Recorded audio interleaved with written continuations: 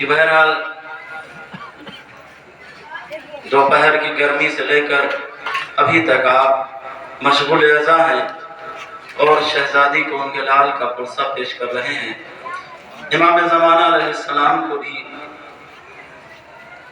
لہذا مجھے معلوم ہے آپ کی تھکاوٹ اور اس گرمی کا احساس، لیکن جب سے آپ سفر کر رہے تھے، جب سے آپ ہاتھوں میں علم لیے ہوئے تھے، یہ اس کی یادگار ہے جو آپ کے ہاتھوں میں جو علم تھا، یہ وہی علم ہے۔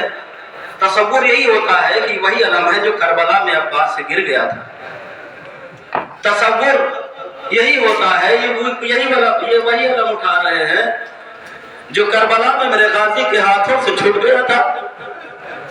صبح سے آپ جلوس کر رہے ہیں،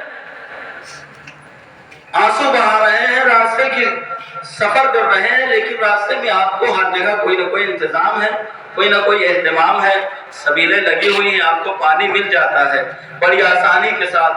آپ کو معلوم ہے کہ بڑی آسانی کے ساتھ یہاں پہ پانی فراہم ہے، لیکن اسی پانی کے لیے جب 6 برس کی بچی جناب سکینہ نے جناب عباس سے کہا تھا چچا جان دیکھ رہے ہیں کہ بچوں کی حالت کیا ہے، کیا پانی کا انتظام ہو سکتا ہے؟ غازی سے دیکھا نہیں جا رہا تھا۔ کوئی تصور کر سکتا ہے کہ جب عباس جیسا غازی زندہ ہو اور خیالوں میں بچے جہاں پر پانی رکھا ہوا ہو وہاں پر اپنا شکم لگا کے ذرا سے ٹھنڈک کا احساس کر رہے ہیں؟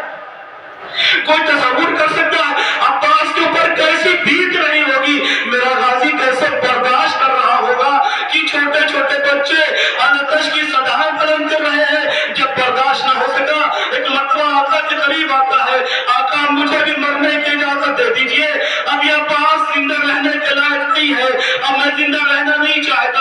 ایک مرتبہ امام حسین کہتے ہیں عباس ارے تم تو میرے لشکر کے علمبردار ہو، میں تمہیں مرنے کی اجازت کیسے دے دوں؟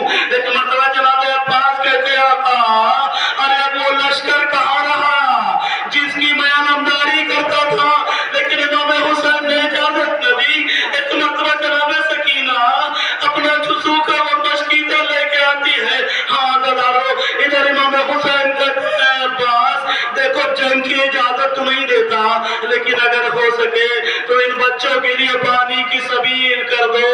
ہائے عباس، ہائے کربلا، ہاں جیسے ہی جناب عباس نے سنا ایک مرتبہ بھتیجی سے مشکیزے کو لیا، مشکیزے کو لینے کے بعد علم میں باندھا، اب غازی میدان کی طرف چلا ہے۔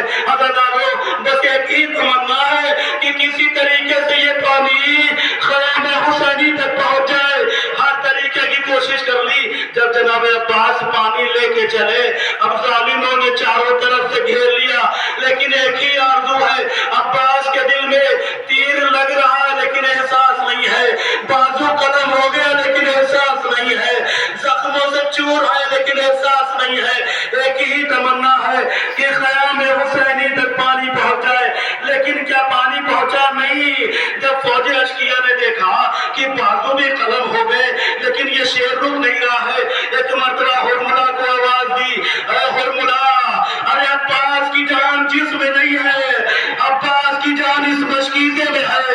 اب جیسے ہرملا کو خبر دی گئی، ہرملا نے نشانہ لیا، اب جیسے مشک سکینہ چھڑی، اب غازی کیا کرنے خیام میں جاتا، گھوڑے کو فرات کی طرف موڑ دیا، اب اپنی بھتیجی کو کیا منہ دکھاؤں گا؟ ہاں دادارو عباس آگے بڑھتے چلے جا رہے ہیں، کوئی گرز مار رہا ہے، کوئی تلوار مار رہا ہے، پر آخری جملے اور مسائل تمام، کوئی گرز مار رہا ہے، کوئی تلوار مار رہا ہے۔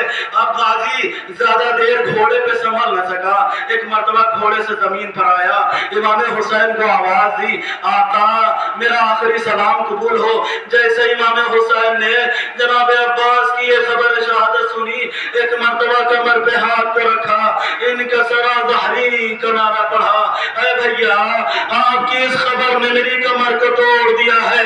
बस आखिरी जुमले और मसात तमाम। इमाम हुसैन मक्तब में आते हैं, भाई के सर को दानों पे रखते हैं, भैया कोई वसीयत है तो बयान कर दो। कहा नहीं नहीं कोई वसीयत नहीं है। हाँ कोई वसीयत नहीं, बस एक वसीयत ये है कि मैं आपका दीदार करना चाहता हूँ, लेकिन क्या करूँ, एक आंख में खून भरा हुआ है, दूसरे आंख में तीर लगा है, मैं जियारत कैसे करूँ।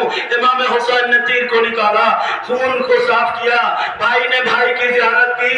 इधर जैसे ही जियारत की रूह जिस्म से बर्बाद कर गई। बस आखिरी जुमला मसाइब तमाम। इधर जनाब इमाम हुसैन ने अलम को उठाया, इधर खयाम बाल बच्ची छोटे छोटे बच्चों को दिलासा दे रही थी, अरे मेरा चचा मैदान में गया है, जरूर पानी लेकर आएगा, घबराओ नहीं। जैसे जैसे अलम खयाम की तरफ बढ़ने लगा, बच्चों की आस बढ़ने लगी, लेकिन जैसे ही जनाब सकीना की नजर अपने